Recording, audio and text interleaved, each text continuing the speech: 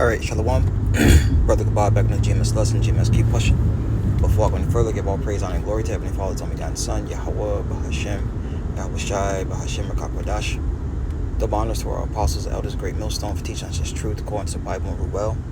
And now Shalom, now the sincere Akim, throughout the four corners of the earth, pushing this truth with diligence and sincerity and in charity. And now Shalom, to all you sincere followers, the true believers of Yahweh, Bahashem, Yahweh Shai, not just hearers of the word, but doers as well, you men, women, and children, the hopeful elect, Shalom. And as you can see, all right, more judgment. You know, Yahweh Bahashem Yahweh Shai is judging, judging judging the Israelites, all right, and the heathen as well, because you got a lot of our people mixed up in them Hamitic countries, but those Nigerians are mainly Jake. Trust me. I look. I had a couple of my so-called best friends in the world. All right, and them are straight niggas, man, straight niggas. But anyways, this is Amos 3:1. The point I wanted was in like 7, but I'm gonna start here. It says, Amos 3:1. Hear the word which the Lord Yahweh, right, all caps Yahweh, I have spoken against you, O children of Israel, against the whole family which I brought up out of the land of Egypt, saying, you only have I known.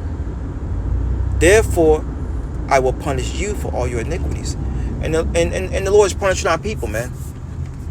That's a lot of deletion and judgment that the Lord just brought over there. And Lord willing, the brothers over there, okay, that's prophesying, may the Lord protect him and his house. All right, but that's heavy, man. We're living in times where Yahweh Bahashem Yahweh Shai is laying a smackdown. And have they not heard? Yes, verily.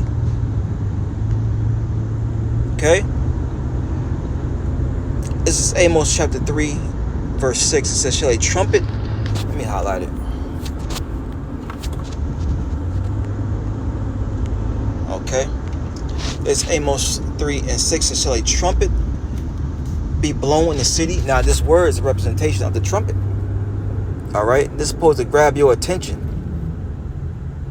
Shall a trumpet be blown in the city, and the people be not afraid? This word is supposed to scare the shit out of you, man. Because the Lord is speaking. Well, backs that up, Luke, the 1st chapter. Since the world began, the Lord's always spake through his men. It says, shall there be evil in a city, and the Lord have not done it? Oh, the torrential rains and flooding and, Mother Nature, blah, blah, blah. No, it's Yahweh Bahashem Yahweh Shai. Y'all gonna stop giving credit to nature. It's the Lord, man. Yahweh Bahashem Yahweh Shai, the one that's bringing these evils. Verse 7, surely the Lord power, right, Yahweh would do nothing, but he revealeth his secret unto his servants, the prophets. And the prophets are telling you, look, you Israelites, Isaiah 58:1, we're crying aloud, sparing not, lifting up thy voice like a trumpet, and showing thy people, right, the so-called Negroes, Latinos, and American Indians, their transgressions in the house of Jacob, their sins. And the Lord is definitely touching down, man. He's visiting. Going back to Isaiah 29. Let's get that. And it's not going to be a long lesson.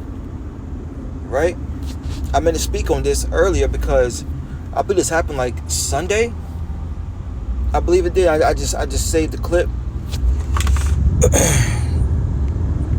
It's the book of Isaiah chapter 29 verse 6. It says, thou shalt be visited of the Lord Yahweh of hosts of armies, with thunder, with earthquake and great noise, with storm and tempest. And what do those storms bring? Flooding. Okay? And the flame of devouring fire. That's what the Lord's doing, man. Because a lot of those Nigerians are Muslim, all right, or up under some type of Christianity, man. Up under Jesus Christos. The so-called white man. And I remember coming into this truth. Like I said, one of my best friends was Nigerian.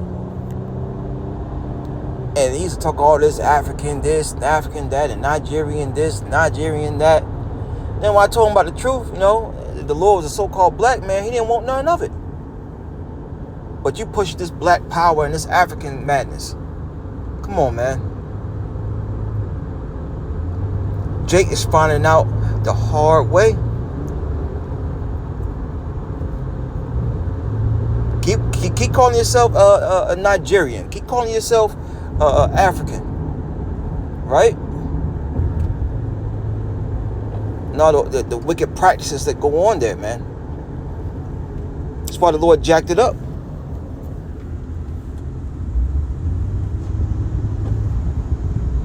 I'm gonna grab one more precept and wrap it on up.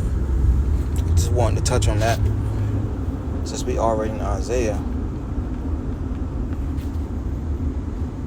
Cause see, matter of fact, I brought two more. This book of Isaiah, chapter 45, basic scriptures once again. Verse 7, it says, I form the light and create darkness. I make peace and create evil. Those were evil times. Those were evil times. E meaning time, ill meaning bad. All right, and it fell upon, all right, these so-called, Negroes, right? Which Judah, Benjamin, Levi, right?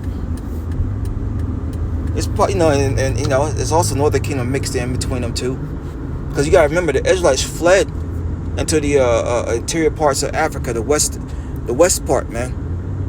All right, when we was being besieged, right, in 67, 69 A.D. And Jake fled, and Jake had set up shop and had been there for years. Then, of course, the prophecy of Deuteronomy 28 came to pass. Where Jake was being hauled off in the transatlantic slave trade. And one of the first ships that was taking Jake away was the good ship Jesus. Right? You got to be an asshole to be calling on Jesus in these times, man. A complete asshole. And you're a so-called Negro? Latino, Native American, Indian? Yeah.